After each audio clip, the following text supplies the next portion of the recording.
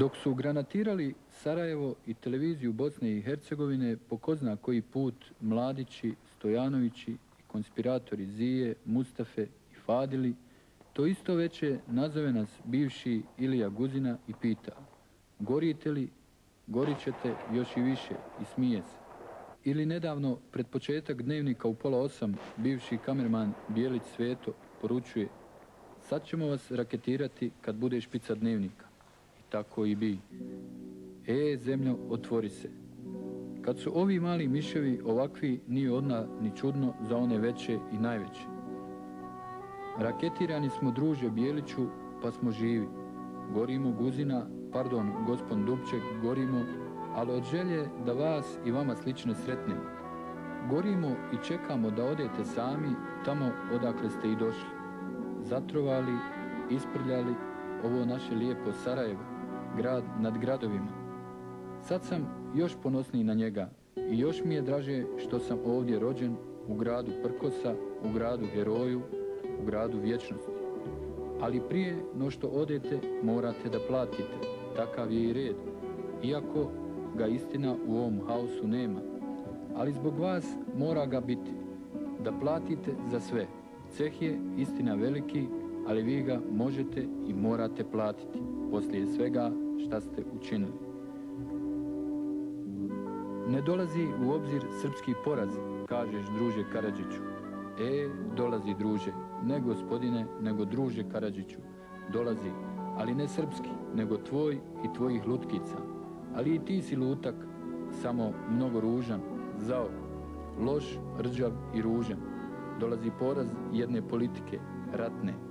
Nikad nisi ni bio političar, nisi ni znao, nisi umio. S ljudima treba znati, treba htjeti, a treba i umjeti. Biti čovjek, a ti, vala, to nisi. Živio si ovdje, kažeš, 31 godinu u štali. Tako si rekao za Saraj, da je štala. Možda si prije živio u štali, ali Saraj to nije. Ili možda jeste. Kad je takve kao ti primiju, možda je Sarajevo to i bilo. Ali krivo je ono, a krivi smo i mi, što je sve primalo, ali takve više neće. U stvari, tebe ova raja, ova sredina nikad nije ni primila, jer da jeste, rekao bi Miloševiću, ti koji se predstavljaš kao vođa srpskog naroda, da to što su naumili ovdje ne može proći. Ovo je Bosna. Ovo je Bosna i Hercegovina republika. Nije ovo ni Slovenija, ni Hrvatska, ni Makedonija. Nije ti ovo Srbija. Ovo ti je Bosna i Hercegovina. Da li si to znao? Izgleda nisi. Što bi sarajevska raja rekla, papak ostaje papak. Nikad niste ti i takvi kao ti bili dio ove sredine. Duše ove republike niste. A i neka niste, vala nećete ni biti. Otišli ste i neka ste. Sve što ne valja i ne treba, neka ide. Da ste valjali, ostali biste. Ostali biste sa svojim narodom ovdje u Sarajevu, a ne pobjegli na Pale ili u Beograd. Ko si ti da više zavlačiš srpski narod? Kad ste tako hrabri i vođe svog naroda, predstavnici njegovi, siđite dole i budite s njim, ali ne među srpski narod iz Srbije i Crne Gore s kojim ste sad, nego ove naše bosanske Srbe. Siđite i to samo u Sarajevo, u Foče, Bijeljine i slične i ne treba, samo ovdje. Siđite predstavnici srpskog naroda, vojvode, princeze, vođe, grupenfireri, siđite. Ili dovoljno je čak da prođete sad i Beogradom, pored raseljenog naroda, sa svojih ognjišta otjeranih ili nekim drugim gradom. Ne valjate, brate, ni prebijene pare, a ne valja vam ni politika, šuplja priča. Ne valja Slovenija, ne valja Hrvatska, ne valja Makedonija, ne valja Bosna i Hercegovina, ne valja Kosovo, sutra Crna Gora, Vojvodina ne valja.